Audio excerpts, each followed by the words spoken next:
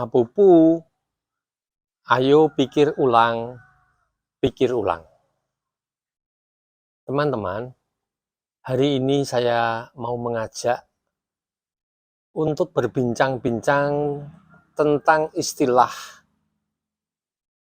efisien dan efektif. Kata-kata ini terlalu kerap kita dengarkan dipakai oleh berbagai kelompok ketika mereka mau menunjukkan keseriusan mereka dalam melakukan sesuatu, entah itu program atau proyek. Efisien dan efektif itu mirip dekat, tetapi saya akan menunjukkan bahwa efisien dan efektif itu di dalam makna yang paling dalam itu bagaikan langit dan bumi. Yang satu jauh tidak terjangkau, sementara yang lain itu di depan mata kita. Saya mulai dengan efisien. Efisien ini yang saya sebut dengan ada dekat di depan mata kita. Keduanya terkait dengan sebuah upaya untuk mengadakan. Yang saya maksud dengan mengadakan adalah bahwa sebagai manusia kita memiliki pikiran, memiliki gambaran, memiliki bayang-bayang, memiliki harapan akan sesuatu. Dan sesuatu ini baru ada di dalam angan-angan kita. Nah, ketika kita berusaha untuk merealisasikan angan-angan kita ini, maka ini yang saya sebut dengan mengadakan, menjadikan ada sesuatu yang sebelumnya hanya ada di dalam angan-angan, sekarang menjadi ada konkret di depan mata kita. Di dalam proses mengadakan inilah saya meletakkan istilah efisien itu. Dikatakan efisien adalah ketika saya menggunakan berbagai macam, entah itu yang bersifat material maupun yang masih bersifat ide, tetapi semuanya tergabung di dalam angan-angan kita.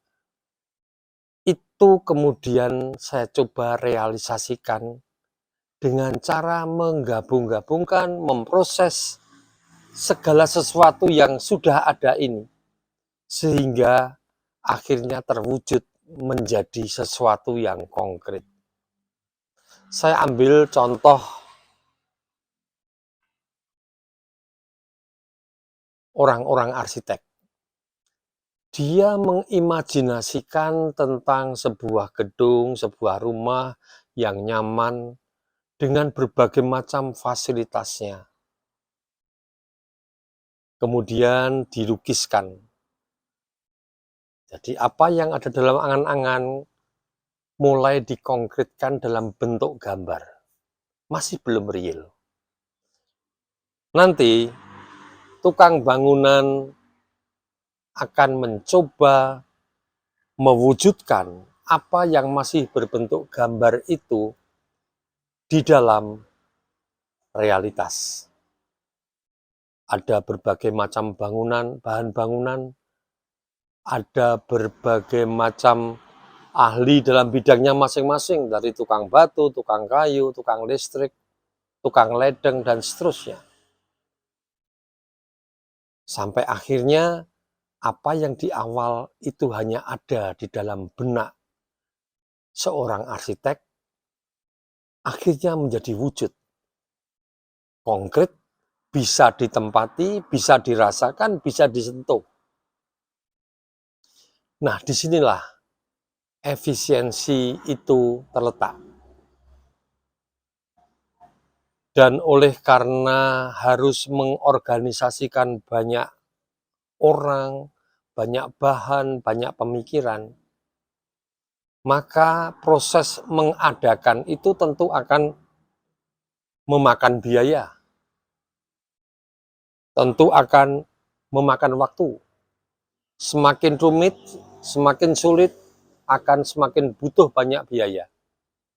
Semakin rumit, semakin sulit dicari bahannya, maka butuh waktu yang lebih lama.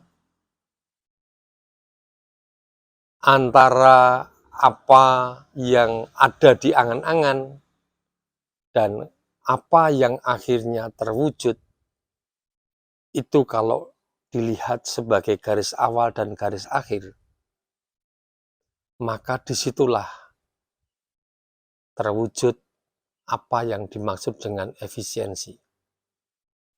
Efisien ketika pekerjaan itu bisa mewujudkan apa yang ada di angan-angan dengan biaya yang minimal mungkin dan dengan waktu yang sesingkat mungkin. Jadi, efisiensi itu adalah ukuran antara apa yang dibayangkan dengan apa yang bisa dilakukan untuk mewujudkannya. Maka, efisien itu tidak akan lebih dari 100%. Ketika orang menghitung dan mengatakan ternyata efisiensinya lebih dari 100% itu. Sebenarnya ada yang salah di situ. Karena disebut lebih dari 100% karena menggunakan ukuran yang terlampau kecil. Seandainya dia sudah memikirkan bahwa itu bisa diselesaikan dengan waktu sebulan dengan harga 100 juta, tapi ternyata bisa lebih cepat dari sebulan dan lebih murah dari 100 juta. Berarti perkiraan awalnya yang terlampau rendah. Atau juga karena pekerjaannya lebih cepat dari yang diperhitungkan. Lebih irit dari yang diperhitungkan. Maka dengan cara ini kita katakan bahwa efisiensinya bukan 100%, tetapi karena perkiraan waktu dan biayanya yang terlampau besar. Dan ternyata tidak sesuai dengan kenyataannya. Saya tidak mengandaikan orang tidak jujur dan bermalas-malas sehingga biayanya terlampau tinggi dan waktunya terlampau lama. Saya mengandaikan orangnya jujur dan orangnya rajin. Hanya dengan kejujuran dan kerajinan itu kita bisa mengukur apakah efisiensinya itu sudah maksimum. Dengan demikian bisa saya katakan efisiensi itu bergerak di dalam pikiran dan tangan manusia. Antara apa yang dibayangkan dalam pikiran dan yang kemudian diwujudkan melalui kerja tangan, entah melalui mesin atau apa. Tetapi dia yang akan menjadi ukuran sesuatu efisien atau tidak. Nah, sekarang mengenai efektivitas itu berbicara mengenai guna. Terkait guna, ada dua kemungkinan kita melihatnya. Kemungkinan yang pertama adalah guna dalam arti kecil atau saya sebut dengan small picture. Kalau small picture berarti saya hanya berbicara mengenai sepetak sawah, dan sawah ini mau saya gunakan sebagai rumah. Lalu saya membuat rumah, selesai, efisiensi bisa dihitung sendiri. Tetapi ketika rumah itu selesai, saya bisa bertanya, apakah rumah yang sudah berhasil kuwujudkan ini itu berdaya guna sesuai dengan harapan saya. Entah itu menjadi rumah kos, atau menjadi sekolahan, menjadi poliklinik. Nah, apakah rumah yang sudah berhasil kubangun di suatu tempat dengan lingkungan perumahan yang jauh atau dekat, lingkungan persawahan yang jauh atau dekat, apakah rumah yang dijadikan poliklinik atau sekolah itu berdaya guna bagi apa saja yang ada di sekitarnya sejauh bisa kuperhitungkan.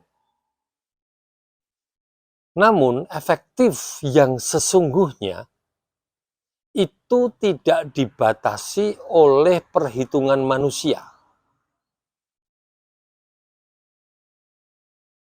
Contoh, ketika saya membangun, saya butuh batu kali untuk fondasi.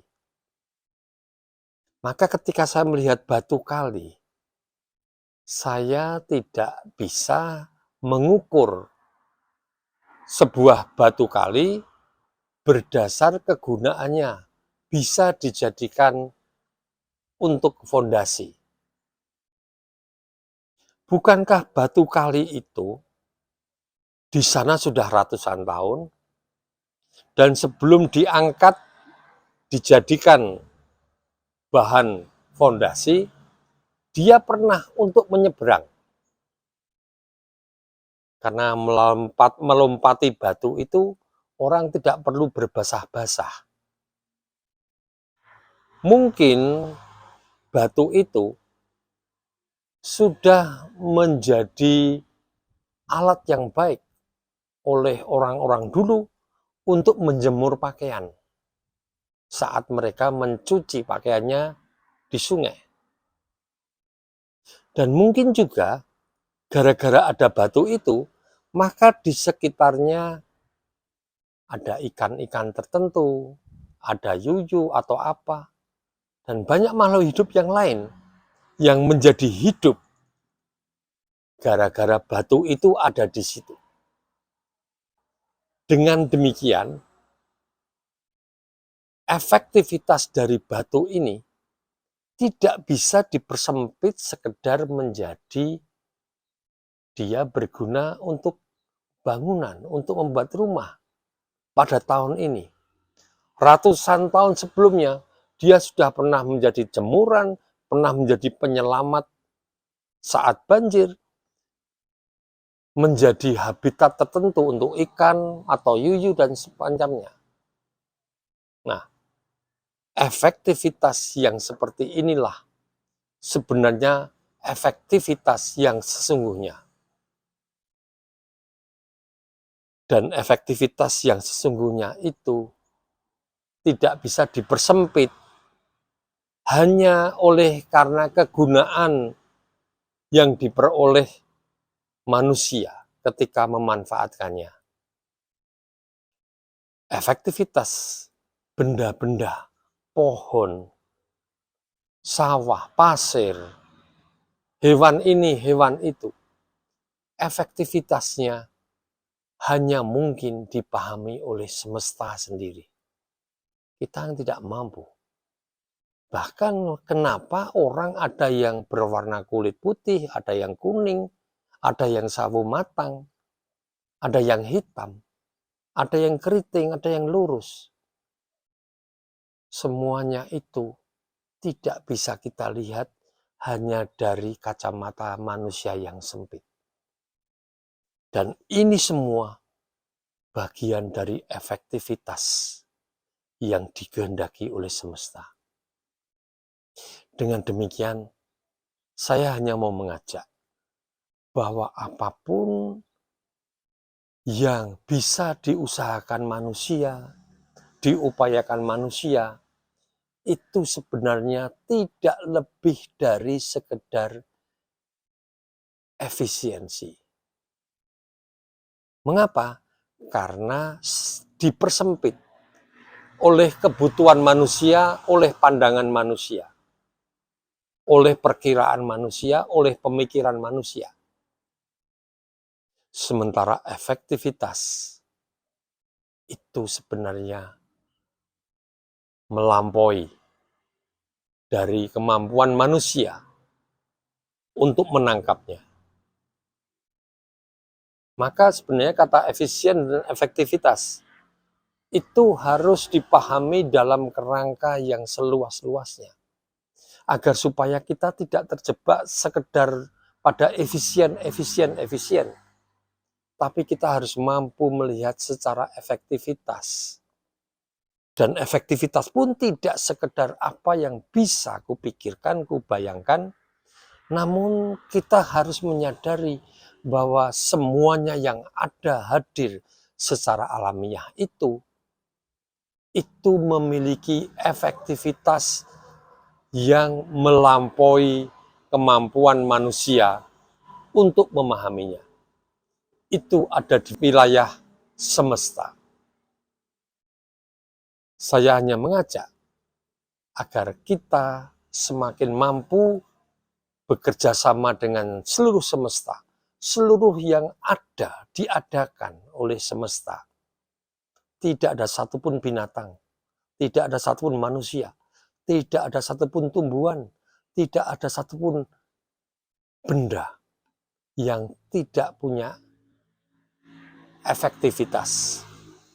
Hanya karena kesempitan kebutuhan kita sesaat atau banyak pada zaman tertentu, pada sebuah periode tertentu, maka kita mereduksi efektivitas yang sudah ditempelkan pada setiap hal yang ada ini, dari benda-benda mati sampai pada manusianya, itu hanya pada sekedar kebutuhan dan kegunaan bagi manusia. Semesta menyiapkan semua yang ada untuk dipakai. Namun kita harus menyadari bahwa pada saat kita memakai, kita mereduksi apapun itu sekedar pada fungsinya untukku saat tertentu. Tapi untuk rentang sejarah yang mungkin ratusan ribuan tahun, semua yang ada secara alamiah itu memiliki efektivitas yang melampaui apa yang bisa dipahami oleh manusia. Semoga dengan menyadari ini, kita menjadi lebih menghormati apapun yang sudah tercipta secara alamiah.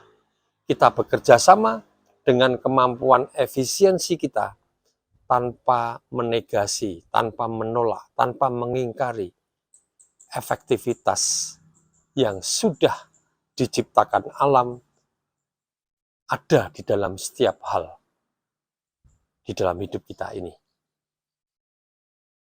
Demikian. Salam semesta.